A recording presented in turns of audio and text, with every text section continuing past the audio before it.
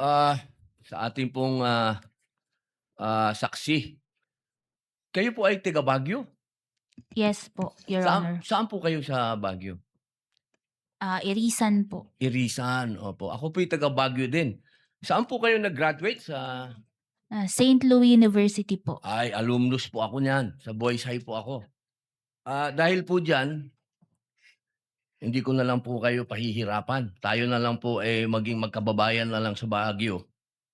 Gusto ko lamang pong magbigay ng impormasyon na lang sa inyo.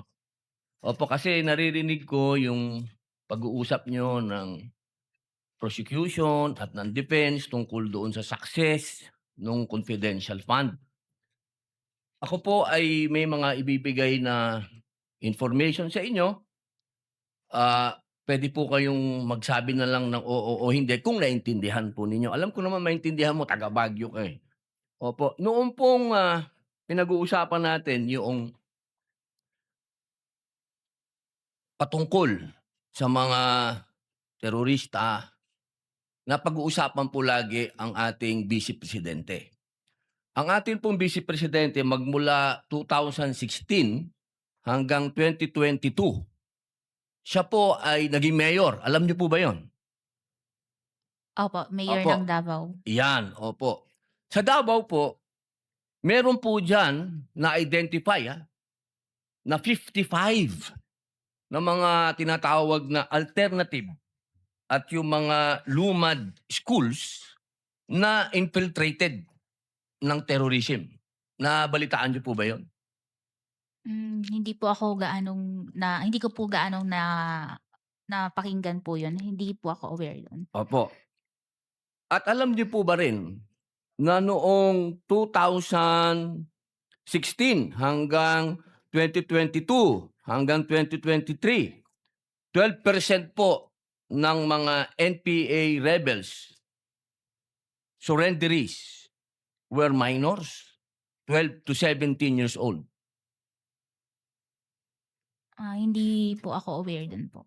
Gusto ko lang sundan kanina, sinabi ko merong 55 alternative na eskwelahan na nagbi-breed ng mga child warriors ang naisara sa Davao Region. Ituloy ko lang, noong August 6, 2024, nagkaroon ng committee hearing ang public order at sinasabi na 102 schools nationwide were identified as recruitment. 11 elementary schools, 34 high schools, 123 college and universities. Doon din sa hearing na yon sinabi na meron 168 track student recruits remain active sa NPA. Ngayon, tanong ko kay Ilian, hindi ba responsibilidad din ito ng Vice President at ng DepEd Secretary ang mga estudyante? Yung sa, yung sa anong tawag dito, sa college po, yung DepEd po kasi is hanggang Sa high high school, school, opo. opo. Opo, yung binanggit ko po kasi kanina, 55 na alternative child recruits, 11 elementary schools, 34 high schools. Ibig pong sabihin, tuloy-tuloy po yun. Magmula elementary, paakyat hanggang college.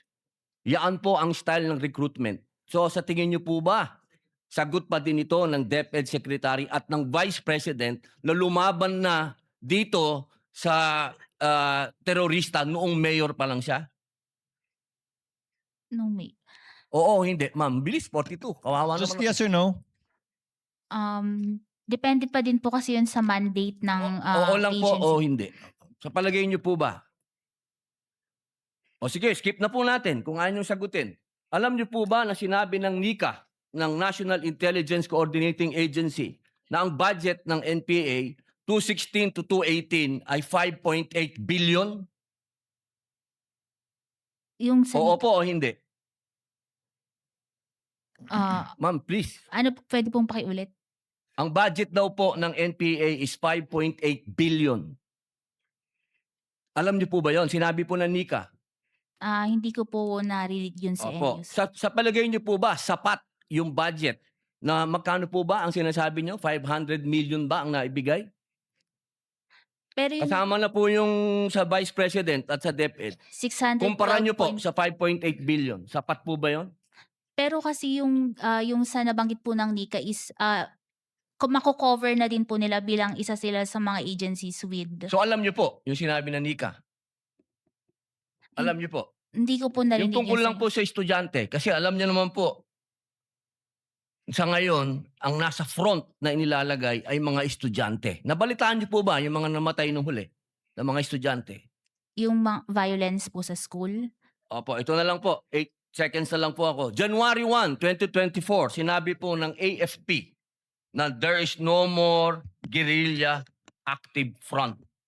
So ibig sabihin po, successful. Base po sa Okay. AFP. Salamat po.